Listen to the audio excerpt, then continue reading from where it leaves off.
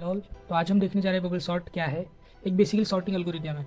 तो आज आपके बबल सॉर्ट के रिलेटेड सारे डाउट्स क्लियर होने वाले हैं। तो इस वीडियो को अंत तक और पूरी लगन से देखिए। तो देखिए बबल सॉर्ट क्या होता है। एक बेसिकली सिंपल सॉर्टिंग एल्गोरिथम है जो रिपीटेडली स्वैपिंग कर कर एडजेसेंट एलिमेंट्स को राइट पोजीशन पर लाता है। इसको हम समझेंगे एक सिंपल एक एग्जांपल से। तो देखिए एग्जांपल देखिए, इसमें बेसिकली क्या होता है, हम एडजेसेंट एलिमेंट्स को कंपेयर करते जाते हैं और उनको राइट पोजीशन पर लाते जाते हैं।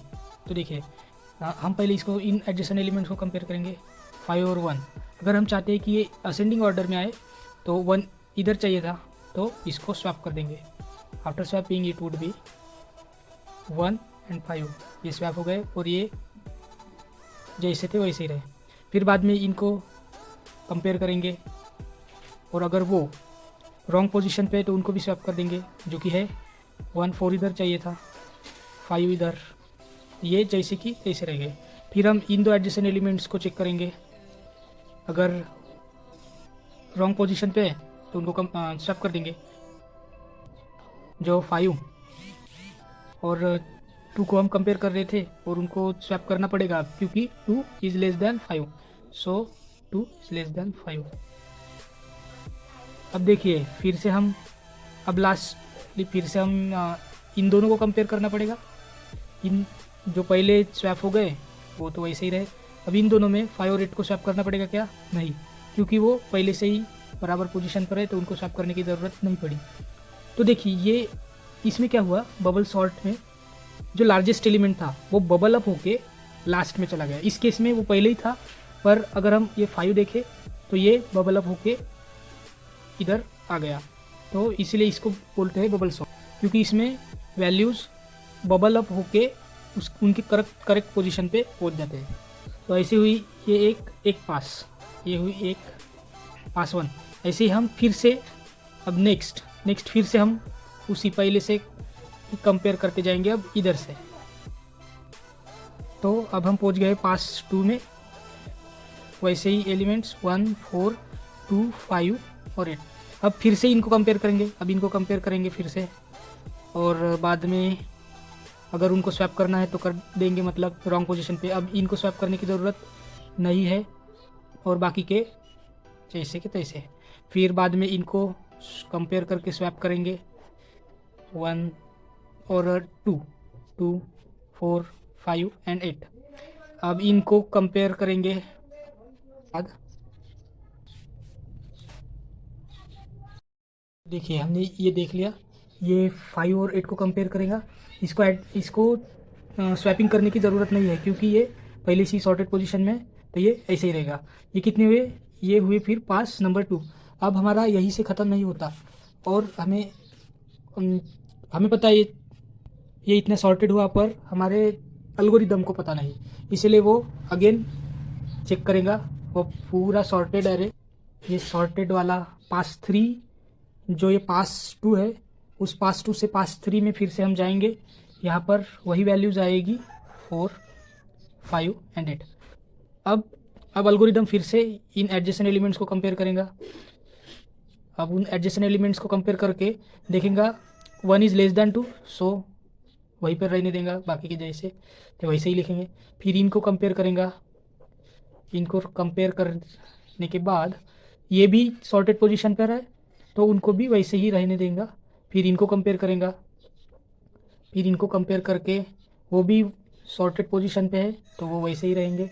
फिर इनको कंपेयर करेगा और फिर वो भी वैसे ही रहे क्योंकि वो सॉर्टेड पोजीशन पे। अब ये कंपैरिजन हो गए। ये हमारी हुई पास नंबर 3।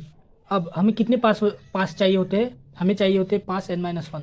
सो हमारे पास एलिमेंट्स है 5, n इज इक्वल्स टू 5। तो हमारे पास भी कितनी होगी? फिर 4 हो गए, n-1 मीन्स 4 पास। तो पास 4 फिर से रन होगी और ऐसे ही रन होगी।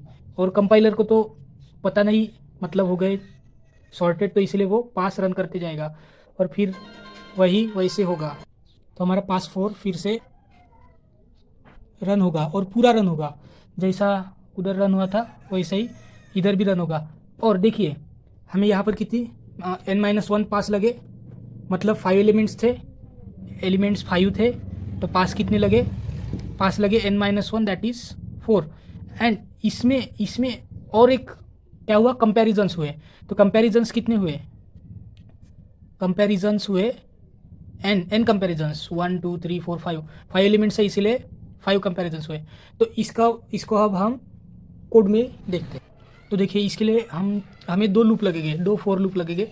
पहला फॉर लूप लगेगा पासेस रन करने के लिए। तो पासेस हमें कितने रन करने हैं, पासेस हमें n-1 रन करने हैं, इसलिए i is equals to 0, i is less than n-1, क्योंकि n-1 पासेस रन करने के लिए n-1 टाइम्स लूप्स रन होना चाहिए, और i प्लस प्लस। अब देखिए इसमें हमें एक फिर से नेक्स्ट जो फॉर लूप लगेगा वो लगेगा कंपैरिजन्स के लिए। तो कंपैरिजन्स हम कहाँ से स्टार्ट करेंगे, हम स्टार्ट करेंगे कंपैरिजन 0 से, मतलब j इक्वल 0 से। एंड कितने कंपैरिजन्स होने चाहिए हमारे, तो हमारे कंपैरिजन्स तो n है, n कंपैरिजन्स है। देखिए n कंपैरिजन्स है, पर हम अगर इन पासेस में आए, नेक्स्ट पासेस में आए, तो ऊपर के जो कंपैरिजन्स होते हैं वो करने की ज़रूरत नहीं, क्योंकि वो पहले से सॉर्टेड हो जाते हैं, मतलब ये ऐसे। तो अननेसेसरी कंपैरिजन्स को रोकने के लिए हम यहाँ पर एक कंडीशन लिखेंगे, यहाँ पर लिखेंगे n-1 माइनस आई लिख देने से हमारे अननेसेसरी कंडीशंस रुक जाते हैं और वो इफिशिएंट बन जाता है। और j प्लस प्लस ये कंडीशन इंपॉर्टेंट है, n-i-1।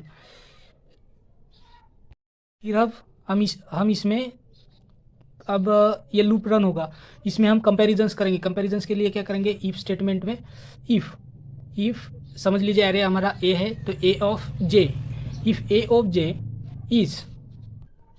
j is greater than a of j plus 1। सो इसमें हम कंपैरिजन करने के लिए, स्वैपिंग के लिए वो बहुत बेसिक सा एल्गोरिदम है, वो हमें पता है। Temp is equals to a of j कर देंगे, a of j is equals to a of j plus 1, और a of j plus 1 is equals to temp. तो ये हमारा हुआ इफ स्टेटमेंट। अगर कंपैरिजन रॉन्ग पोजीशन पे है, मतलब एलिमेंट्स रॉन्ग पोजीशन पे है, तो हम इस लूप में एंटर करेंगे और ये इफ स्टेटमेंट रन होगा, और इस तरीके से हमारा बबल सॉर्ट परफॉर्म होगा। तो आज के लिए इतना ही। तो बताइए बबल सॉर्ट आपको कैसा लगा, और अच्छा लगा होगा तो लाइक कीजिए और सब्सक्राइब कीजिए। Thank you. और ये लॉजिक है बबल सॉर्ट के लिए। Thank you.